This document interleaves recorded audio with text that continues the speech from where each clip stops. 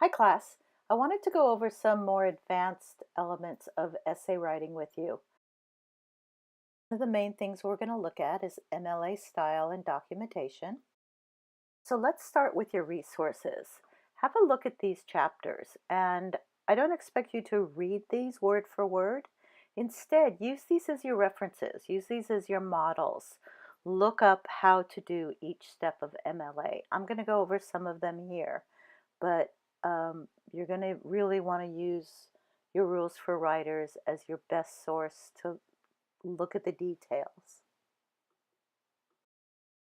Just live in these chapters. Have them by your side when you're writing. So let's talk a little bit about your heading. These are the elements: your name, my name, the title of the course, and the date in MLA format. I've provided you with the date format to use for this current essay. And then have a look at the page 527 for positioning for the heading. Now, don't get mixed up between the heading and the header. This is the heading, and now let's look at the header. Okay, the header is just your last name and the page number, which will happen automatically once you set it up, and it goes in the very upper section of the paper. If you double click at the very top of your paper, you'll get yourself into the header section. And here's a tutorial for you. So that's the beginning and the pages. Now let's talk about what comes at the very end. That's the works cited place. Don't use footnotes. Don't use references. In MLA, it's called a works cited list. It's like your references or your bibliography. In this essay, you should have only one item in your works cited list, and many of you already have the idea for this. Don't worry if you don't. I'm going to show you how to do it for this paper.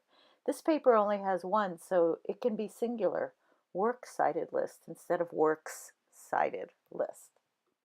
Now let's talk about paragraphs. Read chapter 4. There's a lot in there, but here are the basic tips I want you to focus on. Follow these and you will have nice, cohesive, and flowing paragraphs. I like to think about transitions as bridges. So within your paragraphs, you want little bridges to carry your reader from one sentence to the next so that everything doesn't look disjointed. There should be a logic, and it takes quite a bit of revision to make this smooth. And then logically, the transitions from paragraph to paragraph are like larger bridges. So think about a way to close a paragraph and then begin the next paragraph. There's a lot to style, but let's look at just some of the few basic elements that will make your essays more academic and professional sounding. Eliminate any I or we or us or me usage and the second person you. Some of you may use we in a generalized term, as in we as readers, and that is okay. Just don't make it a personal essay. And here are some final tips. Don't state the obvious. Avoid short, choppy sentences. And as I'm sure you have figured out by now, you've moved well beyond the 5-paragraph format that you learned when you were younger.